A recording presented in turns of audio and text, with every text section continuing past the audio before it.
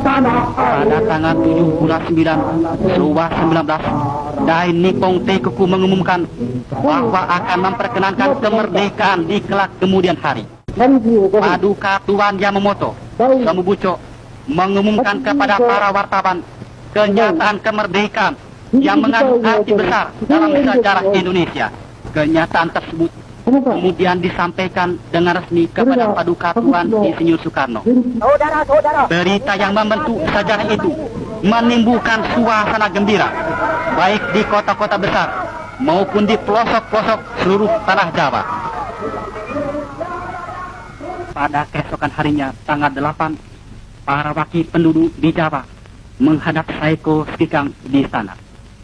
Paduka Tuan Insinyur Soekarno sebagai wakil seluruh penduduk di Jawa menyatakan terima kasih dan keteguhan hati segenap bangsa Indonesia yang menggelora.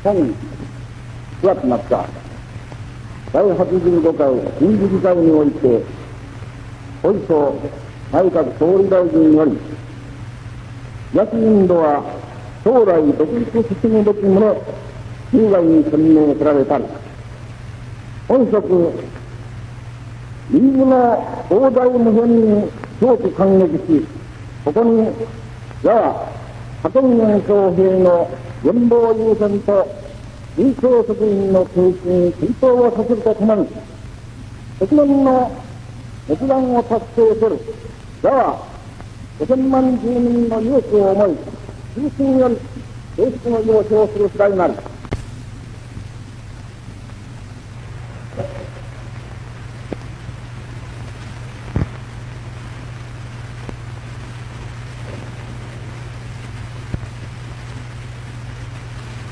Paduka Yang Mulia Saiko Sekikang, dengan hati yang terharu, kami menerima pengumuman bahwa Kerajaan Dai Nippon memperkenankan kemerdekaan segenap bangsa Indonesia di kemudian hari.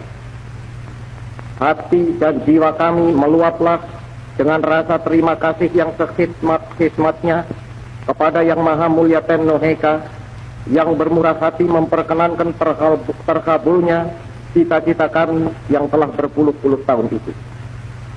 Dengan hormat, saya atas nama segenap rakyat Indonesia meminta kepada Paduka Tuan supaya Paduka Tuan mempersembahkan terima kasih kami ke bawah duli Yang Maha Mulia Tenno Heika. Paduka Tuan, di dalam pengumuman Kerajaan Dai Nippon itu tidak dinyatakan saatnya Indonesia diperkenankan merdeka, kecuali dengan kata-kata di kemudian hari. Tetapi kami pun menyerahkan saat kemerdekaan Indonesia itu kepada Yang Maha Mulia. Yang Maha Mulia lah terlebih bijaksana. Yang Maha Mulia lah terlebih mengetahui.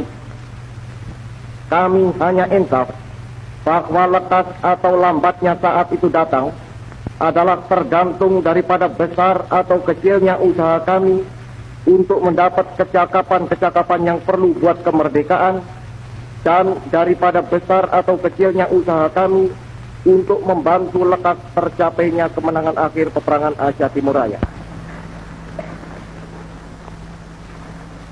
Tenno Heika, pantai!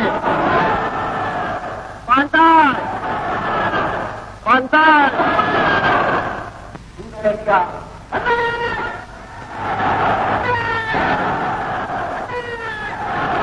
Sejarah mencatat, janji Indonesia merdeka dari Jepang ini bukan omong kosong. Ketika Jepang makin terdesak setelah Hiroshima dan Nagasaki dibom oleh sekutu, serta rentetan kekalahan di sejumlah front Perang Asia Timur Raya, Soekarno, Hatta, dan Rajiman diterbangkan ke Dalat, Vietnam. Pada 12 Agustus 1945, mereka bertemu Marsekal Hichaichi Terauchi, pemimpin militer tertinggi Jepang untuk kawasan Asia Tenggara.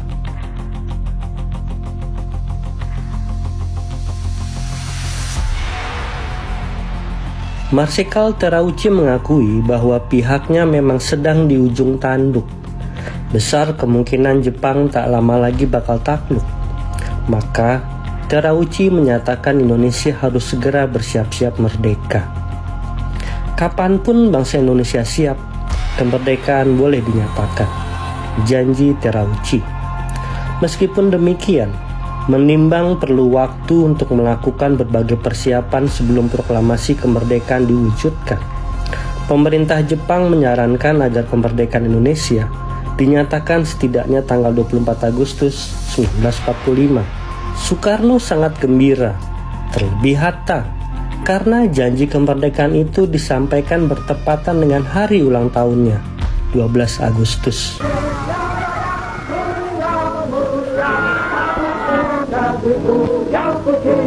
Setidaknya ada 3 alasan mengapa Jepang merasa perlu menyatakan secara konkret janji kemerdekaan Indonesia kala itu.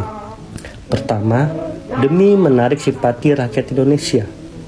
Jika pasukan Jepang benar-benar kalah dari sekutu dan bangsa Indonesia merdeka, maka kemerdekaan itu bisa dianggap merupakan hadiah dari Jepang. Kedua, memperkuat politik Asia Timur Raya. Dukungan Indonesia dari sisi politik sebagai sesama bangsa Asia tentunya amat berguna bagi Jepang apabila nanti memang dibutuhkan. Ketiga, demi mendapatkan keuntungan dalam percaturan perang. Indonesia memiliki banyak sumber daya, baik alam, bahan baku maupun tenaga kerja yang bisa dimaksimalkan untuk membantu keperluan perang bagi pasukan Jepang.